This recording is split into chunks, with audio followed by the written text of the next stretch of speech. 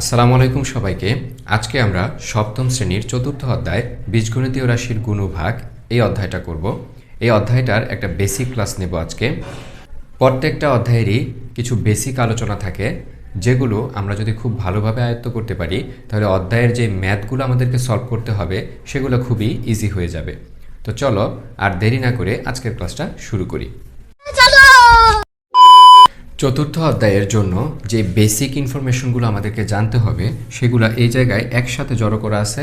তোমরা চাইলে এখান থেকে একটা স্ক্রিনশট নিয়ে রাখতে পারো, অথবা তোমরা ভিডিওটা পজ করে এখান থেকে নোট করে রাখতে পারো। তাহলে তোমাদের পরীক্ষার আগে এগুলো খুঁজে পেতে সুবিধা হবে এবং খুবই অল্প সময়ে রিভিশন করে তোমরা পরীক্ষার হলে যেতে পারবা। আচ্ছা, আমাদের যেই তথ্যগুলো জানতে হবে এই অধ্যায়টার ম্যাথ সলভ করার জন্য, তার আগে কিছু বেসিক আলোচনা আমরা 6-এর করে নেই। কারণ ষষ্ঠ শ্রেণীতে যদি এই বেসিকগুলোর ঘাটতি থাকে তাহলে কিন্তু আমরা সপ্তম শ্রেণীর চতুর্থ অধ্যায়ের এই বিষয়গুলো বুঝতে পারবো না। এই যে দেখো 5x³ পদটা, 5x³ পদের মধ্যে উপরে যে 3 আছে, এই 3কে বলা হয় ঘাত, সূচক, পাওয়ার অথবা শক্তি। আর যার উপরে যে ভিত্তির উপরে 3 বসে আছে অর্থাৎ x, এটাকে বলা হয় চলক, অজ্ঞাত রাশি অথবা ভেরিয়েবল। আরেকটা নাম হচ্ছে বীজগণিতীয় অক্ষর প্রতীক। আর x এর সাথে যারা থাকবে তারা হচ্ছে তার সহগ বা কোএফিসিয়েন্ট। জাস্ট এইটুকু জানা থাকলেই হবে। আরেকটা বিষয় খেয়াল করতে হবে, বীজগাণিতিক রাশির পদ আমরা শুধু প্লাস ও মাইনাস দ্বারা পদ আলাদা করা হয়। অর্থাৎ প্লাসের আগ পর্যন্ত একটা পদ হবে, আবার মাইনাস থাকলে মাইনাসটা এবং প্লাসের মাঝখানে যে থাকবে সে আরেকটা পদ হবে। তার মানে বোঝা গেল গুণ ভাগ দ্বারা পদ আলাদা করা হয় না। তার মানে এই জায়গায় গুণ আছে, তার মানে এই যে এইটুকু হচ্ছে একটা পদ, আবার 2x এটা হচ্ছে আরেকটা পদ এবং 5 হচ্ছে আরেকটা পদ। কিন্তু যদি এই যে বলছি প্লাস এবং মাইনাস দ্বারা পদ আলাদা করা হয়, কিন্তু যদি মাইনাস কোনো পদের আগে মাইনাস থাকে তখন মাইনাসটাকে সহ পদ হিসেবে ধরা হয়। তাহলে আমরা বলতে পারি এই যে এই রাশিটা, এই রাশির মধ্যে 3টা পদ আছে এবং 3টা পদের মধ্যে একটা হচ্ছে 5x² ইন্টু y, 2 নাম্বার পদ হচ্ছে 2x এবং 3 নাম্বার পদ হচ্ছে -5। ঠিক আছে, 3 নাম্বার পদ হচ্ছে -5। কেন? ওই যে বললাম শুধু প্লাস মাইনাস দ্বারা পদ আলাদা করা হয়, গুণ ভাগ দ্বারা পদ আলাদা করা হয় না। তবে মাইনাস থাকলে মাইনাসটাকে সহ পদের আন্ডারে নিয়ে আসতে হয়। আচ্ছা, এখন আমরা চতুর্থ অধ্যায়ের বিষয়গুলো একটু আলোচনা করব। আচ্ছা, প্রথমেই দেখো, যদি a গুণ b থাকে, এখানে a গুণ b দ্বারা বোঝাচ্ছে যে কোনো চলক থাকতে পারে। আচ্ছা, চলকের বিষয়ে একটা কথা বলি। ইংরেজি অ্যালফাবেট a b c এইভাবে চলতে চলতে x y z, অর্থাৎ টোটাল 26টা যে অ্যালফাবেট আছে সবাই হচ্ছে এক একটা চলক।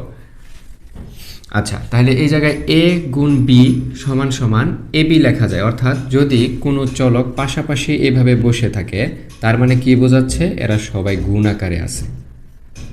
ঠিক আছে। আচ্ছা, এখন গুণটাকে আমরা ইনটু দিয়েও প্রকাশ করতে পারি, a ইন্টু b ab। আচ্ছা, যদি ব্র্যাকেটের বাইরে একটা পাওয়ার থাকে এবং ভিতরে একটা পাওয়ার থাকে, অর্থাৎ a⁴m আবার বাইরে থাকে n, তাহলে এরকম ক্ষেত্রে ব্র্যাকেট আকারে থাকলে আমরা পাওয়ার গুণ করে দেব, পাওয়ার গুণ হয়ে যাবে এই জায়গায়। আবার যদি আলাদা আলাদা চলকের উপর পাওয়ার এরকম গুণ আকারে থাকে তখন আমরা গুণের ক্ষেত্রে পাওয়ার যোগ হয়ে যাবে। এখন একটা উদাহরণের মাধ্যমে এই দুইটা জিনিস বোঝা যাক।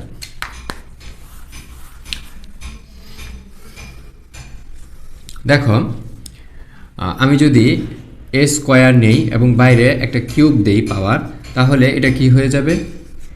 এরকম থাকলে কি হয়? ব্র্যাকেট থাকলে গুণ হয়ে যায়। তাহলে আমরা 2 × 3 = a⁶ হবে। ঠিক আছে। এখন যদি আলাদা আলাদা পাওয়ার থাকতো, অর্থাৎ a² গুণ a³ থাকতো, তখন কি হতো? আলাদা আলাদা গুণের ক্ষেত্রে পাওয়ার যোগ হয়ে যাবে। অর্থাৎ এর পাওয়ার 2 + 3 = a⁵। তাহলে এই দুইটা নিয়ম আমরা বুঝে ফেললাম। এখন আমরা 4 নম্বর নিয়মে যাই। যদি ব্র্যাকেটের বাইরে কোনো সংখ্যা কোনো চিহ্ন ছাড়া বসা থাকে তাহলে আমাদেরকে ধরে নিতে হবে সে ভিতরের পুরা সংখ্যাটার সাথে ভিতরের সম্পূর্ণ সংখ্যার সাথে গুণ আকারে আছে, তখন আমরা কি করব, তখন বাইরের সংখ্যাটাকে একবার প্রথম পদের সাথে আরেকবার দ্বিতীয় পদের সাথে গুণ আকারে লিখে ফেলব। যেমন এই জায়গায় 2a প্লাস b এর সাথে গুণ আকারে বাইরে বসা আছে, তাহলে একবার 2a এর সাথে গুণ হবে প্লাস আবার 2b এর সাথে গুণ হবে। এখন a এবং b এর পরিবর্তে যদি এরকম হতো x প্লাস y এবং বাইরে থাকতো 2, তার মানে আমরা লিখতে পারতাম 2x প্লাস 2y। আবার যদি এরকম হতো বাইরে 2, ভিতরে আছে 3 প্লাস 2, তাহলে আমরা কি লিখতে পারবো, 2 দ্বারা একবার 3কে গুণ করব, তাহলে কি হবে 6 প্লাস আবার 2 দ্বারা 2কে গুণ করব 4, তাহলে আনসার কি হবে আমাদের 10। ঠিক আছে, এ গেল 3 নাম্বার নিয়ম। 5 নাম্বার নিয়মে দেখো ভাগের নিয়ম। এটা আসলে 4.2 4.2 এই অধ্যায়ের থিওরিটাও এখানে নিয়ে আসা পড়ছি, একসাথে হয়ে যাক। a to the power m ভাগ a to the power n যদি এরকম থাকে, তাহলে দেখো তো গুণের ক্ষেত্রে আমরা কি করছিলাম, যখন আলাদা আলাদা পাওয়ার কিন্তু চলক এক গুণ আকারে আছে, তখন আমরা পাওয়ার যোগ করতাম। তাহলে এখন যেহেতু ভাগ আছে, তাহলে যেহেতু গুণের ক্ষেত্রে যোগ করছি, তার মানে ভাগের ক্ষেত্রে বিয়োগ করে দেব, তাহলে ভাগের ক্ষেত্রে পাওয়ার বিয়োগ হয়ে m মাইনাস n হয়ে যাবে। তাহলে এটাও একটু বুঝি। দেখো যদি থাকতো এরকম a কিউব ভাগ a স্কোয়ার, হ্যাঁ, তার মানে আমরা লিখতে পারবো a to the power 3 minus 2, কারণ ভাগের ক্ষেত্রে পাওয়ারগুলা বিয়োগ হয়। এই যে ভাগ একই চলক আছে, একটা চলক নিব এবং পাওয়ারগুলা বিয়োগ করে দেব, 3 থেকে 2 বিয়োগ করে দেব, তখন আমাদের হয়ে যাবে a টু দি পাওয়ার 1। কিন্তু দেখো এই যে আরেকটা সূত্র, এর পাওয়ার 1 থাকলে আর 1 লিখতে হয় না, শুধু a লিখলে আমরা ধরে নিই যে পাওয়ার উপরে 1 আছে, তাহলে শুধু a। ঠিক আছে, এখন এটা হয়ে গেল, আর এটা এই জায়গায় হয়ে গেছে। আর একটা রয়েছে দেখো a টু দি পাওয়ার 0, এর পাওয়ার যদি 0 হয় তাহলে কি হবে, 1 হবে। অর্থাৎ জগতের সকল কিছুর উপর পাওয়ার যদি 0 হয়ে যায়, তখন তার আনসার হয় 1। অর্থাৎ আমি যদি লিখি 1000, এটার উপর পাওয়ার দেই 0, হ্যাঁ, তাহলে আমার আনসার আসবে 1। আচ্ছা, আশা করি এই বিষয়গুলা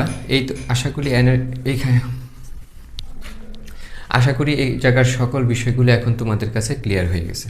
এখন নিচে দেখো চিহ্ন প্রথা, চিহ্নের একটা ঝামেলা আছে, ঝামেলাটা খুবই সহজ করে দিচ্ছি। এই জায়গায় তোমরা গুণের ক্ষেত্রে আর যোগ বিয়োগের ক্ষেত্রে প্যাচ লাগাবা না। গুণের ক্ষেত্রে কি হবে দেখো, গুণের ক্ষেত্রে সহজ, যদি একই রকম চিহ্ন থাকে তাহলে সর্বদা প্লাস হবে, অর্থাৎ প্লাসে প্লাসে প্লাস, মাইনাসে মাইনাসেও প্লাস। একই রকম চিহ্ন থাকলেই প্লাস, ভিন্ন রকম চিহ্ন থাকলেই মাইনাস, প্লাসে মাইনাসে মাইনাস, মাইনাসে প্লাসে মাইনাস। যোগ বিয়োগের ক্ষেত্রে কি করতে হয়, যদি প্লাসের এবং প্লাসের পদ থাকে তাহলে চিহ্ন হবে প্লাসের, কিন্তু করব যোগ। আচ্ছা, তাহলে তো এটা বুঝলাম, যেহেতু প্লাস প্লাস আছে যোগই হবে আর যোগ করতে হবে, এটা তো বুঝলাম। এটা কি, যদি চিহ্ন দুইটা পদের চিহ্ন থাকে মাইনাস, দুইটা পদই মাইনাসের, তাহলে চিহ্ন দিব মাইনাস কিন্তু করব যোগ, এই বিষয়টা বুঝি নাই। আচ্ছা দেখো এই বিষয়টা বুঝাই দিচ্ছি। মনে করো আছে -2 আবার আছে -2, তো যোগ বিয়োগ এরা তো আর গুণ আকারে নাই। তখন এখন দেখো দুইটা পদে মাইনাস আসছে কিনা, এই যে এটা একটা পদে মাইনাস আসছে, আবার এই পদেও মাইনাস আসছে। মাইনাস যদি এসে পড়ে তখন আমরা চিহ্ন বসাই দিবা বিয়োগ, কিন্তু দুইটা যোগ করে দিবা। ঠিক আছে, আশা করি ক্লিয়ার হয়েছে। এখন দেখো যদি প্লাস মাইনাস অথবা মাইনাস প্লাস অর্থাৎ বিপরীত চিহ্নযুক্ত থাকে, বিপরীত চিহ্নযুক্ত থাকলে চিহ্ন হবে বড় সংখ্যা এবং করতে হবে সর্বদা বিয়োগ। অর্থাৎ একই রকম চিহ্ন থাকলে আমরা সর্বদা যোগ করব, কিন্তু চিহ্ন দেব ওই যে যেটা থাকে ওইটা। আর ভিন্ন ভিন্ন চিহ্ন হলে বা দুই রকমের চিহ্ন হলে আমরা চিহ্ন দেব বড় সংখ্যার। চিহ্ন প্লাস হবে না মাইনাস হবে এটা ডিপেন্ড করে বড় সংখ্যার সামনে কোন চিহ্ন আছে, আর করতে হবে বিয়োগ। এটাও বোঝাই দিচ্ছি। দেখো যদি এরকম থাকে যে 17 - 7, ঠিক আছে, তার মানে দেখো কোনো সংখ্যার আগে যদি চিহ্ন না থাকে তার মানে মনে মনে প্লাস আছে ধরে নিতে হবে, তাই এটা প্লাসের 17 থেকে -7 বিয়োগ করলে হবে প্লাসের 10। আবার আমি যদি এখন 10 থেকে 12 বিয়োগ করি তাহলে দেখো 10-এর চিহ্ন কি আছে, মনে মনে 10-এর চিহ্ন আছে প্লাস, তাই তো? কোনো চিহ্ন, কোনো কিছুর আগে যদি চিহ্ন, কোনো পদের আগে যদি চিহ্ন না থাকে তার মানে প্লাস ধরে নিতে হয়। তাহলে 10-এর আগে প্লাস আছে, 12-এর আগে কি আছে, মাইনাস। অর্থাৎ কোনো সংখ্যা বা পদের আগের যে চিহ্নটা থাকে ওইটাই তার চিহ্ন। তার মানে এই মাইনাসটা হচ্ছে 12-র চিহ্ন, এই প্লাসটা হচ্ছে 10-এর চিহ্ন। তাহলে আমি কী বলছি যে প্লাস মাইনাস থাকলে চিহ্ন হবে বড় সংখ্যার, করতে হবে বিয়োগ। তাহলে বিয়োগ করব, 12 থেকে 10 গেলে 2 থাকে, কিন্তু চিহ্ন দিব কার, চিহ্ন দিব বড় সংখ্যার। তো বড় সংখ্যা কে এই জায়গায় 12, 10 আর 12-এর মধ্যে বড় হচ্ছে 12, তাই 12-র চিহ্নটা যেহেতু মাইনাস, তার মানে ওই জায়গায় আমাকে মাইনাস দিতে হবে। আশা করি ক্লিয়ার হয়েছে। এই বিষয়গুলো যদি আমরা একটু ভালোভাবে বুঝতে পারি তাহলে ভিতরের এই 4.1 অর্থাৎ গুণের ভিতরের যে অঙ্কগুলো আছে ওইগুলো আমাদের কাছে ইজি হয়ে যাবে। এই ক্লাসটা বারবার দেখবা, বারবার দেখে এই বিষয়গুলো আয়ত্ত করার চেষ্টা করবা, এবং এখান থেকে যদি আমরা 80%ও বুঝতে পারি, আমরা যখন ম্যাথ সলভ করা শুরু করব তখন ইনশাল্লাহ 100% কমপ্লিট হয়ে যাবে। আজকের ক্লাস এই পর্যন্তই। সবাইকে ধন্যবাদ। যদি কোনো সমস্যা থাকে, যদি তোমাদের কোনো বুঝতে কোনো সমস্যা হয় তাহলে অবশ্যই আমাকে কমেন্টে জানাবা। আসসালামু আলাইকুম।